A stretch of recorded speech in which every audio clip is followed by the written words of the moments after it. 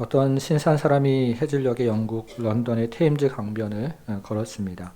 강변을 걸으면서 새 장사가 새를 팔고 있는 모습을 보았습니다. 그 신사는 아무 말 하지 않고 그 새를 모두 사서 하늘로 날려보냈습니다. 이 새 장사는 한편으로는 참 고맙기도 했지만 한편으로는 어이없다는 표정을 그 신사를 쳐다보면서 지으면서 이렇게 물었습니다. 여보시오, 당신은 어째서 그 비싼 돈을 주고 내가 잡아 길들인 이 새를 모두 풀어주는 것입니까? 그때 그 신사는 말하기를, 나는 일찍이 포로 생활을 했던 사람입니다. 사람이 갇혀 있는 것이 얼마나 불행한지를 잘 알고 있습니다. 그렇기 때문에 나는 이 새들에게 자유를 주기 위해서 비싼 돈을 주고 사서 이 새들을 풀어준 것입니다. 이 신사가 이 말을 하자 새 장사가 고개를 끄덕였다고 합니다. 자유의 소중함을 일깨워주는 일화입니다. 제가 미국에서 유학을 할 때 감옥을 방문해 본 적은 없지만 주변의 사람들의 말을 들어보면 이 선진국의 감옥이 얼마나 훌륭한 시설이 되어 있는가 하는 것을 종종 듣게 됩니다. 죄수가 수세직 화장실을 사용하고 실내 온도가 잘 맞춰진 곳에서 잠을 잡니다. 영양사가 영양에 맞춰 놓은 요리를 먹기도 하고요. 또 의사가 때마다 정기 검진을 해 주어서 일반 사람들이 감옥에 갔다가 병을 고치고 나온다는 말을 듣기도 했습니다. 그러나 철장 속에 여러분 하루라도 머물고 싶어 하는 죄수는 한 사람도 없습니다. 굉장히 그 안에 있는 시설이 잘 돼 있고 또 음식이 좋더라도 자유가 없기 때문에 그런 것이죠. 그래서 미국의 독립운동가 패트릭 헨리는 내게 자유를 달라, 그렇지 않으면 죽음을 달라 하는 유명한 말을 남겼습니다. 저는 자유야말로 하나님께서 인간에게 주신 가장 소중한 선물 중에 하나가 아닌가 하는 생각을 하게 됩니다. 영국의 경제학자이자 사회학자였던 존 스타트 밀은 그의 자유론에서 어린아이들도 자유를 원하고 야만인들도 자유를 원한다는 말을 했습니다. 우리가 놀이터에 놀고 있는 어린아이들을 어른이 불쑥 찾아가면 이 아이들이 이내 시무룩해지는 모습을 보게 됩니다. 제가 오래전에 태국의 삼간 지역으로 단기 선교를 간 적이 있는데요. 이들에게 선진 문물을 우리에게 좋은 것이라고 소개를 해 주어도 이들이 자유를 침해당한다고 생각을 하면 분노를 하고 그리고 저항을 하게 됩니다. 사랑하는 여러분, 오늘날 이 현대 문물을 누리고 살아가는 우리들에게 진정한 자유가 누리며 살아가고 있습니까? 의료시설이 굉장히 참 좋아졌고요. 교통이 많이 발달되어서 우리는 이전보다 훨씬 많은 육체적인 자유와 또 시간의 여유를 가지고 살아가는 것이 사실입니다. 그러나 우리는 지나친 경쟁과 지나친 비교 의식 속에서 오히려 마음과 그리고 영혼의 자유를 잃어버리고 살아가는지도 모르겠습니다. 그래서 우리는 간혹 아무 생각 없이 살아가는 짐승들, 그리고 상간오지에서 살아가는 원주민들의 삶을 보면 참 부럽다, 이런 생각을 하는 것이 현대인들의 또 사고이기도 합니다.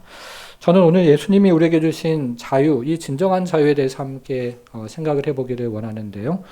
오늘은 네덜란드 목회자인 피터 반 브리멘의 글을 인용하면서 이 자유가 무엇이고 또 진리가 무엇인지를 함께 좀 곰곰이 생각을 해보겠습니다. 자, 말씀 노트 첫째는요, 진리는 무엇인가 하는 것입니다. 오늘 본문의 굉장히 가장 중요한 화두는 진리가 무엇인가 하는 것입니다. 오늘 본문을 시작하는 31절, 32절을 우리가 다시 한번 읽어보면서 진리가 무엇일까를 한번 생각을 해보겠습니다. 같이 읽습니다. 시작. 그러므로 예수께 너희가 참으로 내 제자가 되고 진리를 알지니 진리가 너희를 자유롭게 하리라. 예수님은 진리가 우리를 자유롭게 한다, 이렇게 말씀하십니다. 여러분, 그러면 진리가 무엇일까요? 서구 사상에 영향을 받은 우리는 진리를 다분히 지적인 것으로 이해를 합니다. 어떤 사상이나 말이 사실에 부합하는 것을 진리다, 이렇게 이해를 합니다. 혹자는 진리를 변하지 않는 공이라고도 생각을 합니다. 예를 들면 코페르니쿠스의 지동설, 이런 것을 진리라고 생각을 하는 것입니다. 근데 성경이 말하는 진리는 이런 것이 아닙니다. 우리가 성경이 말하는 진리를 단지 지적인 것으로 이해를 하면 우리는 성경이 이야기하는 핵심을 놓치는 것입니다. 여러분, 성경이 말하는 진리는 무엇일까요? 이 진리는 히브리 말로 에메트라고 합니다. 이 말의 1차적인 의미는 성실하심이라는 의미를 가지고 있습니다. 이 말은 하나님이 어떤 분이신지를 우리에게 너무나 잘 알려주고 있는 구약의 굉장히 중요한 단어인데요. 하나님은 성실하신 분이시고 어제나 오늘이나 변함이 없으신 분이시다 하는 것을 우리에게 알려주고 있습니다. 그래서 히브리 사람들은 자신의 생명과 그리고 존재의 뿌리를 이 에메트에 두었습니다. 자신의 인생의 뿌리를 다른 사람이나 사물에 둔 것이 아니고 하나님의 성실하심에 두었다는 뜻입니다. 왜냐하면 하나님은 자신을 의지하는 사람들을 결코 실망시키지 않는 분이시기 때문에 그렇습니다. 여러분, 그러면 하나님은 무엇에 성실하신 분일까요? 하나님은 모든 것에 성실하신 분이십니다. 그러나 하나님은 특별히 하나님의 백성을 사랑하시는데 성실하신 분이십니다. 하나님은 오늘도 변함없이 우리를 사랑하시는데 성실하신 분입니다. 그것이 진리이고 그것이 에메트입니다. 여러분 이해하셨습니까? 이해하시나요? 네네. 가끔 보면 처음부터 눈을 감고 주무시려고 하시는 분이 계시는데요. 한번 들어보세요. 오늘 설명을 가지고 오늘 본문을 읽어보면 우리가 굉장히 놀라운 것을 깨닫게 됩니다. 32절 한번 보겠습니다. 같이 읽어볼게요. 32절만 시작. 자, 다시 한번 생각해 보겠습니다. 여기서 말하는 진리는 하나님의 성실한 사랑이죠. 하나님의 성실한 사랑. 하나님의 변함없는 사랑을 진리라고 합니다. 화면을 한번 보겠습니다. 자, 여러분 진리 옆에다가 에메트라고 한번 적어 보시고요. 그 옆에다가 하나님 사랑의 확실성. 오늘 저희가 한마디 적고 한마디 꼭 기억하는데요. 에메트라는 히브리 말, 그리고 이 말의 의미는 진리인데 하나님 사랑의 확실성이라는 의미를 가지고 있습니다. 여러분 지금 우리가 이 구절을 읽었는데요. 여기서 말씀하시는 예수님의 진리가 무엇입니까? 하나님이 나를 사랑하신다. 하나님이 나를 오늘도 변치 않고 사랑하신다. 이것이 에메트입니다. 이것이 진리입니다. 내가 비록 죄를 지었음에도 불구하고 한 주간 그렇게 살았음에도 불구하고 여전히 하나님께서 나를 용납해 주신다는 사실을 아는 것이 바로 진리입니다. 내가 한 주간 살아가면서 참 보잘것없는 인생을 살아왔을지라도 여전히 하나님께서 나를 받아주신다는 사실을 아는 것이 바로 진리입니다. 이것을 알 때 우리는 비로소 자유케 되는 것이죠. 여러분, 우리는 지금 성경이 말하는 진리에 대해서 함께 생각을 해보고 있는데요. 이 진리를 히브리 말 에메트라고 했습니다. 이 에메트는 명사형입니다. 에메트의 동사형이 아만이라고 하는데요. 이 아만이라는 말과 여러분들이 잘 아시는 아멘이라는 말이 같은 뿌리를 가지고 있습니다. 우리가 설교를 들으면서 예배할 때요. 그 설교 말씀이 하나님의 말씀이면 우리가 아멘 이렇게 여러분들 화답을 해주시는데요. 그것이 하나님의 진리, 하나님의 말씀입니다. 라는 의미로 여러분들이 아멘이라고 화답을 해주십니다. 근데 성경을 보면 굉장히 놀라운 사실은 하나님께서 그의 백성들을 향해서 아멘 이렇게 말씀하시는 것이 성경 곳곳에 등장한다는 것입니다. 그리고 하나님은 그 말씀을 결단코 철회를 하지 않으십니다. 하나님께서 내가 너를 사랑한다 말씀하시는데 그것이 바로 하나님의 아멘입니다. 하나님께서 내가 너의 어떠함에도 불구하고 내가 너를 사랑하는데 그 사랑을 결단코 철회하지 않겠다라고 말씀하시는 것이 바로 하나님의 아멘이라는 것입니다. 여러분, 진짜 신앙이 있는 사람이 어떤 사람일까요? 진짜 신앙이 있는 사람은요, 이 에메트를 기억하는 사람입니다. 이스라엘 백성들이 우리가 역사를 보면 수없이 하나님의 언약을 깨트렸음에도 불구하고 이들은 하나님의 성실한 사랑을 기억하며 주 앞에 돌아오는 모습을 보게 됩니다. 하나님은 언제든지 이들을 기다리면서 맞이하기 때문에 그렇습니다. 변함없는 사랑의 하나님이라는 거죠. 그것을 잘 보여주는 비유가 있는데 여러분들이 잘 아시는 탕자의 비유가 바로 그런 비유입니다. 무엇을 잘했기 때문에 아들을 맞아주시는 것이 아니라 자녀이기 때문에 맞아주시는 하나님의 사랑을 보게 됩니다. 여러분이 하나님의 변함없는 사랑이 어디에 나타나고 있습니까? 2000년 전에 사도 요한은 육신을 입고 이 땅에 오신 예수님 안에서 이 하나님의 사랑의 충만이 흘러넘치는 것을 보았습니다. 에메트가 충만하게 흘러넘치는 것을 예수 그리스도를 통해서 그의 안에서 본 것입니다. 자, 화면을 가지고 요한복음 1장 14절에 보니까 말씀이 육신이 되어 우리 가운데 거하심에 우리가 그의 영광을 보니 아버지의 독생자의 영광이요 은혜와 진리가 충만하더라. 1장 17절. 율법은 모세로 말미암아 주어지는 것이요 은혜와 진리는 예수 그리스도로 말미암아 온 것이라. 예수님의 성육신과 십자가를 통해서 하나님의 영원한 사랑이 충만히 흘러넘치는 것을 사도 요한이 보았던 것입니다. 여러분, 무엇이 우리를 자유케 할까요? 진리가 우리를 자유케 합니다. 하나님이 나를 사랑하신다는 그 진리가 우리를 자유케 합니다. 내가 어떠함에도 불구하고 하나님이 여전히 나를 용납해 주시고 그리고 받아주신다는 그 사실이 우리를 자유케 하는 것입니다. 이 진리는 나를 사람들의 시선으로부터 자유함을 줍니다. 사람들이 나를 어떻게 보든지 상관없이 이 진리를 품에 안고 사는 사람들은 자유함을 얻습니다. 그리고 이 진리는 나의 업적과 성과로부터 자유함을 줍니다. 나와 다른 사람들을 비교하기 이전에 하나님께서 나를 사랑하신다는 그 사실이 나에게 자유함을 주는 것입니다. 제가 지난주에 서강대 영문학과 교수였던 장영희 교수의 수필집을 소개하면서 하필이면이라는 말을 소개했습니다. 여러분 기억나십니까? 제가 지난주에 어느 권사님과 신방을 가면서 우리 지역에서는 이제 하필이면이라는 말보다 웃자는데 이런 말을 더 많이 사용한다는 이야기를 듣고 제가 공감을 했었는데요. 이 수필집을 쓴 장영희 서강대 교수는 어려서부터 소아마비로 인해서 목발을 짚고 다녔습니다. 초등학교 시절 목발을 옆에 두고 혼자서 골목에 앉아 있는데 이 엿장수 아저씨, 그때 엿장수 아저씨가 많았거든요. 그 골목을 돌아다니면서 이 어린 장영희 교수를 보면서 엿을 두억에 건네 주었다고 합니다. 그러면서 아저씨는 미소를 지으면서 괜찮아 이렇게 한마디 하고 사라졌다고 합니다. 당시에 무엇이 괜찮은지 몰랐습니다. 그러나 그 말에 담긴 따뜻한 위로와 응원이 오랫동안 힘이 되어서 참 격려가 되었다는 그런 이야기를 들었습니다. 지난주에 수능 마친 자녀들 중에서요, 속상해하는 자녀들이 있을 수 있겠죠. 그리고 이제 연말이 되어 가는데요. 연말에 남편들 중에서는 승진 결과를 얻지 못해서 속상해하는 남편들이 있을 수도 있습니다. 올 한 해를 돌아보면 마음대로 잘 되지 않고 뜻대로 되지 않아서 참 속이 상한 사람들도 우리 가운데 있을 수가 있습니다. 여러분 뭐라고 말씀을 해주시겠습니까? 웃자노 이러시겠습니까? 우리 주님 뭐라고 말씀하실까요? 괜찮아 라고 말씀하지 않으실까요?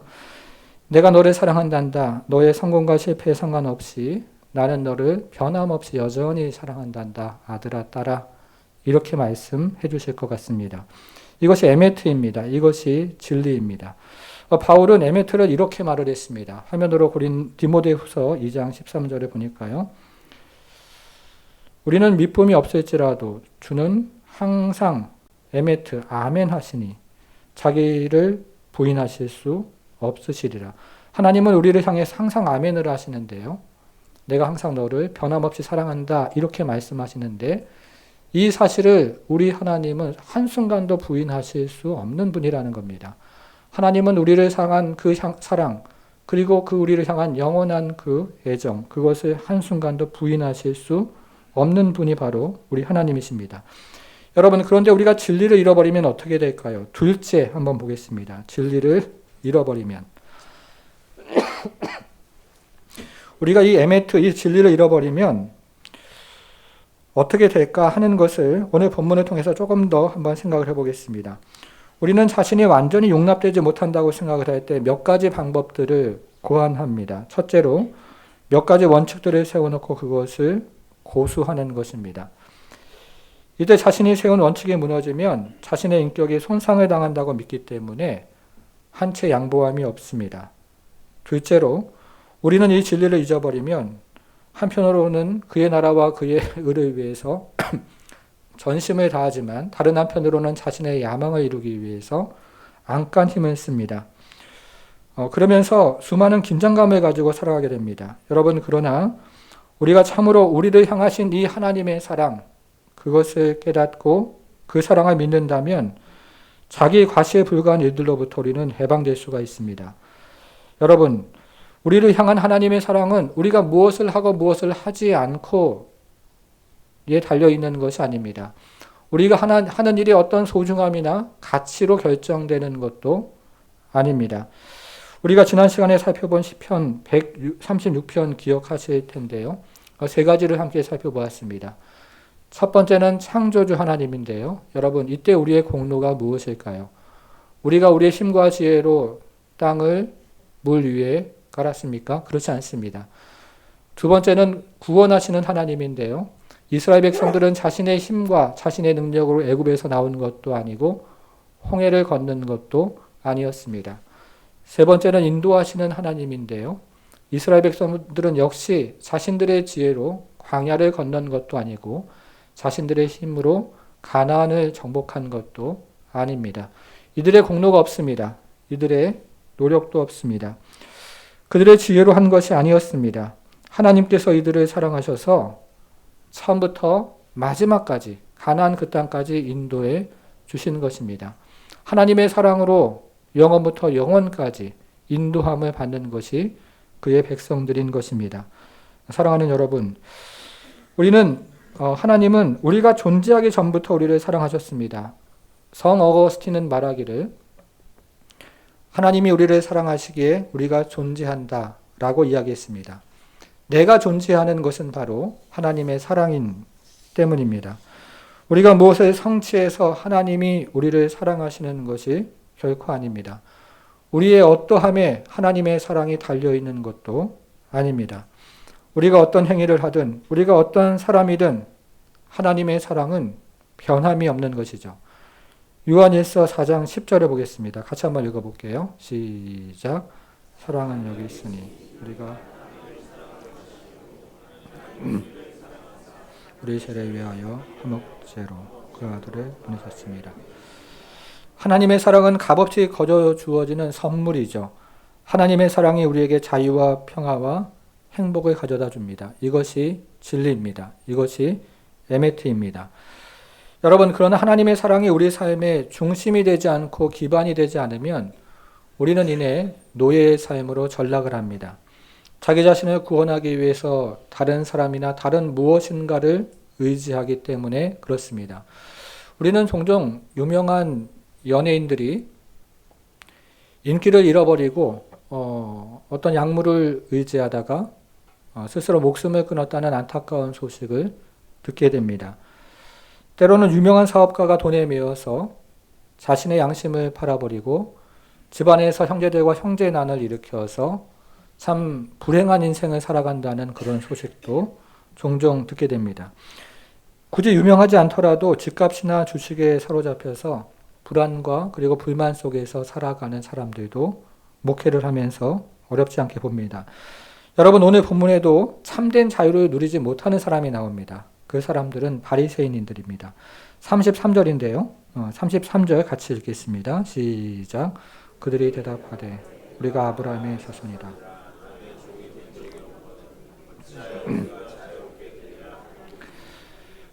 바리새인들은 아브라함의 자손이라는 우월감에 사로잡혀 있습니다. 이들은 자신들이 아브라함의 자손이라는 우월감에 사로잡혀서 이집트와 애굽의 종살이를 했던 역사와 지금도 로마의 지배를 받고 있는 현실을 부정하면서 자신들의 내적인 자유와 영적인 자유를 주장하고 있습니다. 여러분, 바리새인들이 이 같은 주장을 하는 이유가 무엇일까요? 바리새인들은 사람들의 평판이나 무척이나 중요한 사람들이었습니다. 바리새인들은 자신들의 모습이 부각되는 것에 무척이나 관심이 많아서 기도회까지 그랬습니다. 마태복음 6장 5절인데요. 또 너희가 기도할 때에 외식하는 자와 같이 되지 말라. 저희는 사람에게 보이려고 회당과 큰 거리 어귀에 서서 기도하기를 좋아하느니라. 그래서 바리새인들은 율법을 철저히 지켰습니다. 일주일에 이틀 금식을 했고 박하와 유향과 채소의 11조까지 드린 사람들이 바리새인들이었습니다. 율법이 그들의 전부였습니다. 여러분, 바리새인들이 이처럼 율법에 목매가는 이유가 무엇일까요? 바리새인들은 하나님이 인간의 잘못을 찾아내서 가혹하게 심판하는 분이라고 그렇게 믿었습니다. 인간의 결점을 찾아내서 고스란히 드러내서 가혹한 벌을 내리시는 분이라고 생각을 했습니다. 그래서 바리새인들의 인생 최대의 목표는 아무 흠이 없이 살아가는 것입니다. 아무 흠이 없이 살아가야 마지막 날에 하나님께서 자신들을 받아주신다고 믿었기 때문에 그렇게 살았던 것입니다. 바리새인들은 하나님의 사랑을 믿지 않았습니다. 하나님의 자비도 그들은 받지 않았습니다. 그들의 중심에는 하나님에 대한 두려움이 있었습니다. 하나님에 대한 공포가 자리 잡고 있었습니다. 한마디로 에메트가 없었던 것이죠. 진리가 없었습니다. 그래서 자유도 없었습니다. 여러분, 어디에서부터 잘못된 것일까요? 우리는 성경을 보면서 언약이라는 이야기, 또 교회를 다니면서 언약이라는 그런 단어를 듣는데요.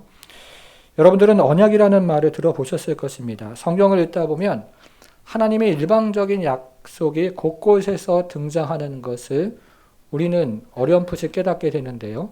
이와 같은 일방적인 약속을 하나로 쭉 이어가는 것을 우리는 언약이라고 이야기를 합니다. 그런데 이 언약의 중심에는 하나님의 사랑이 있습니다. 아담과 하와가 타락을 했을 때 하나님은 여자의 후손을 통해서 그들과 그들의 자손들을 구원하시겠다고 언약을 세우십니다.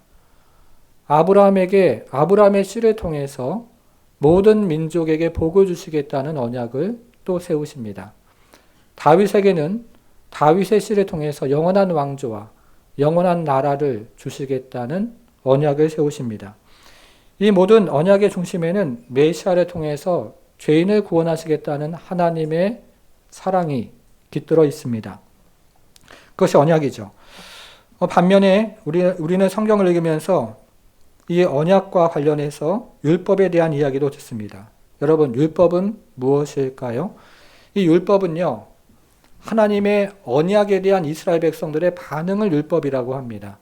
하나님께서 사랑으로 맺으신 그 언약이 너무나 소중하고 너무나 감격해서 마음을 다해서 기쁨으로 반응하는 것이 바로 율법의 원래 정신이었습니다.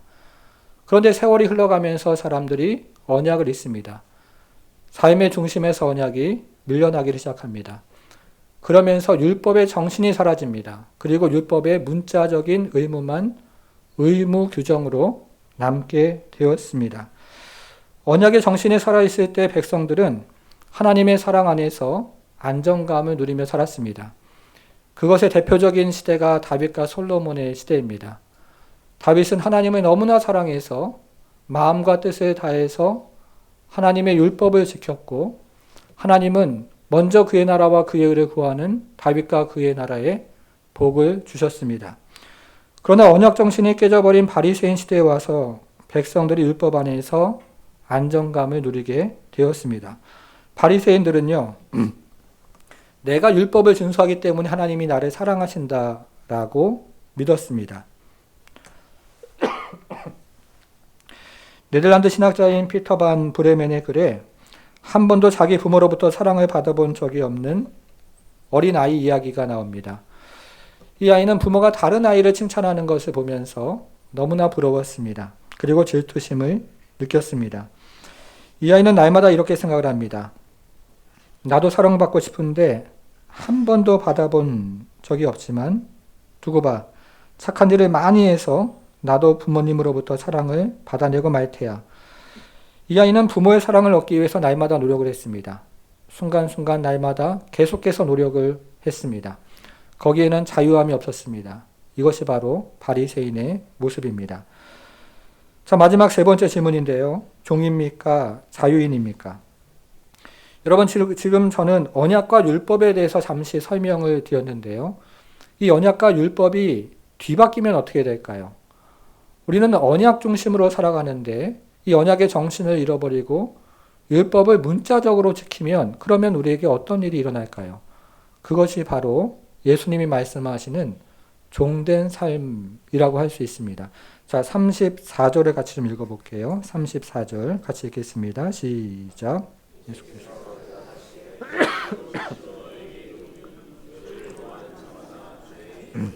뭐의 종이라고요? 유대인들은 자신들이 자유롭다고 생각을 했습니다. 그들의 역사가 그렇지 않았고 그들의 현실이 그렇지 않았음에도 이들은 자신들이 자유롭다고 믿었습니다. 그러나 예수님은 이들에게 종이라고 말씀하십니다. 그것도 죄의 종이라고 말씀하십니다. 오늘날에 살아가는 현대인들도 마찬가지입니다. 현대인들은 겉으로는 자신의 품위를 지키면서 고상한 말을 주고받으며 살아갑니다. 그러나 마음속에는 남모르는 증오심, 갈등, 근심, 걱정을 끌어안고 살아갑니다. 증오심의 노예로 살아가는 거죠. 걱정과 근심의 노예로 살아가는 것입니다. 여러분, 예수님은 이 모든 것의 근원을 말씀하셨는데 이 모든 것의 근원을 죄라고 말씀하십니다. 죄의 종이다 이렇게 말씀하셨죠. 예수님께서 지금 말씀하신 죄라는 말을 헬라말 원문으로 보면 그 앞에 정관사가 있어서 이것을 인격적인 세력이라고 예수님은 표현하셨습니다. 우리말 속담에요. 바늘 도둑이 소도둑된다 이런 말이 있죠. 작은 죄 하나가 처음에는 거미줄처럼 우리를 올가맵니다. 그때까지만 해도 우리는 그 거미줄을 헤쳐서 빠져나올 수가 있습니다. 그런데 그것이 반복이 되면 마음과 양심과 영혼을 얽어매는 쇠사슬이 됩니다. 이때부터는 죄의 지배 아래 살아가는 것이죠. 죄의 종으로 살아가면서 증오와 갈등과 걱정과 근심을 안고 살아갑니다. 사랑하는 여러분, 그러면 우리는 어떻게 참 자유를 얻을 수 있습니까? 자, 마지막 구절 36절 가지고 한번 적용을 한번 해보겠습니다. 36절 같이 읽을게요. 시작. 그러므로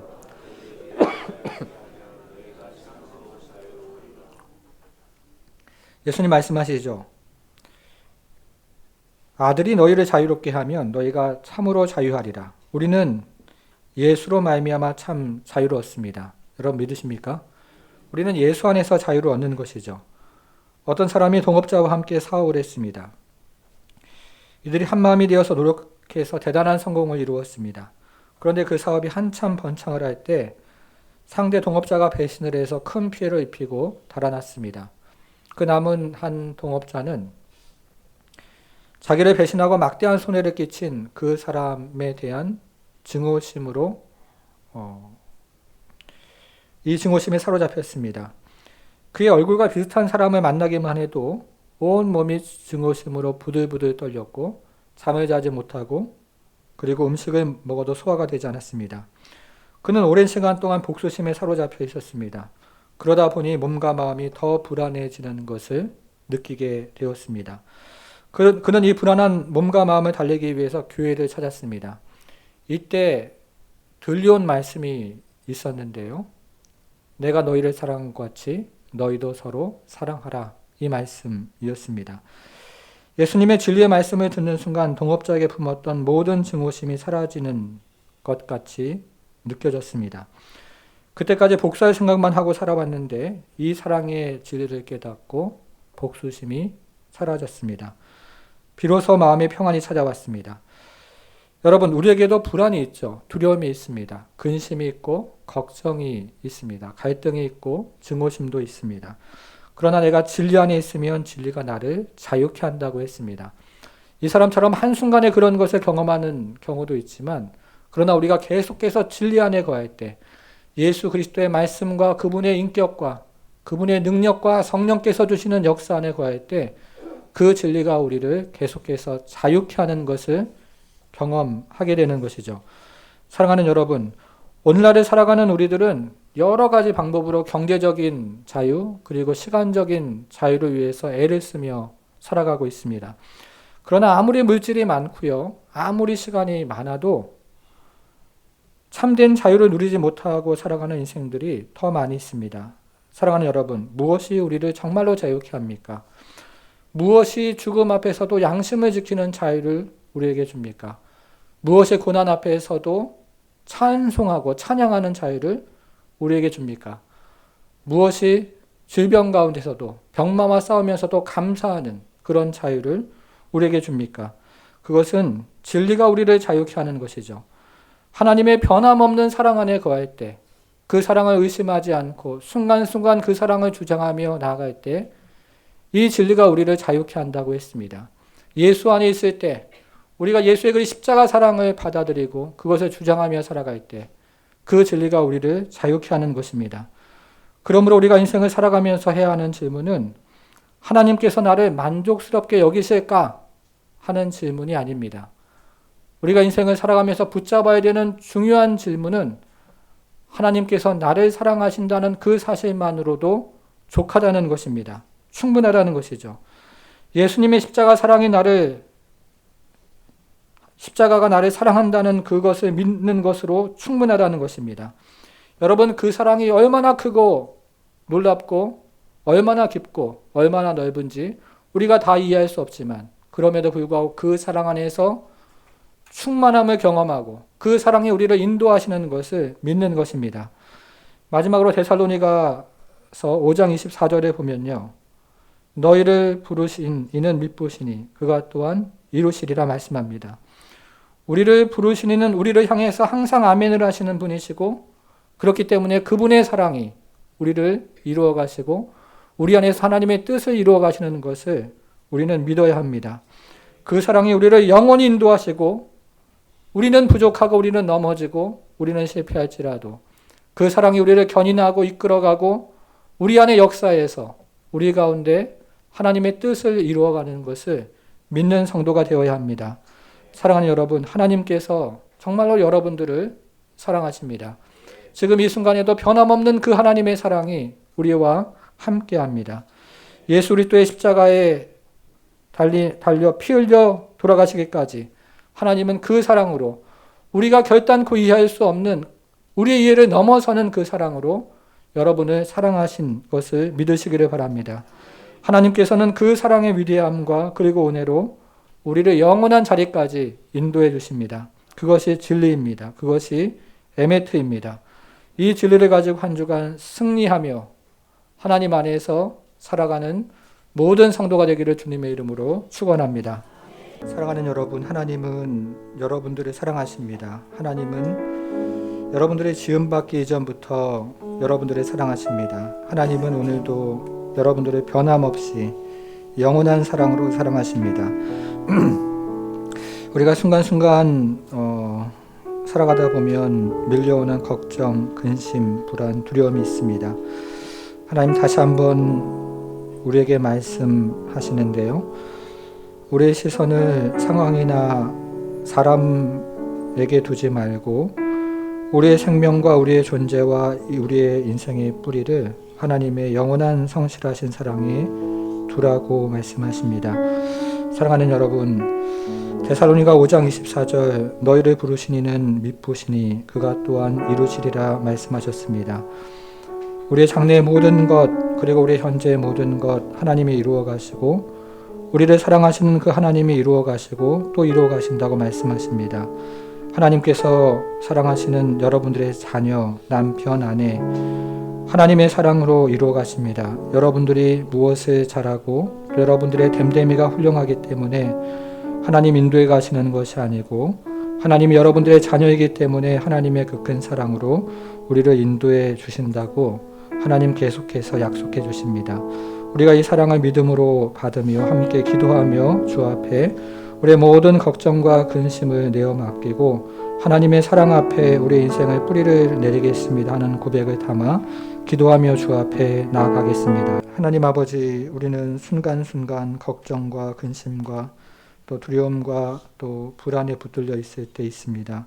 주님, 상황을 바라보고 또 우리 자신을 바라보고 사람을 바라보고 주변의 여건을 바라보면 소망 없는 이 세상을 살아가다 이 세상의 영향을 받으며 우리는 하나님 아버지 또 불안해하고 있습니다. 주님, 그러나 이 시간에 우리의 모든 걱정, 근심, 두려움, 불안, 증오, 미움 다 주 앞에 내어 맡기고 하나님 아버지 참으로 우리를 영원토록 사랑하시는 그 하나님의 사랑이 있음을 믿고 그 사랑 안에서 하나님 아버지 광야 같은 인생길 품어주시는 하나님의 그 사랑 안에 거하기를 원하오니 주님, 우리의 시선이 다시 한번 우리의 생명과 존재와 인생의 뿌리가 되시는 그 하나님의 영원한 성실하신 사랑을 바라보게 하시고 그 사랑 안에서 안전함과 그리고 그 사랑 안에서 우리를 하나님 영원토록 인도하시는 하나님의 놀라운 사랑을 하나님 아버지 붙들고 나가는 모든 성도들 될 수 있도록 우리 하나님 함께해 주옵소서.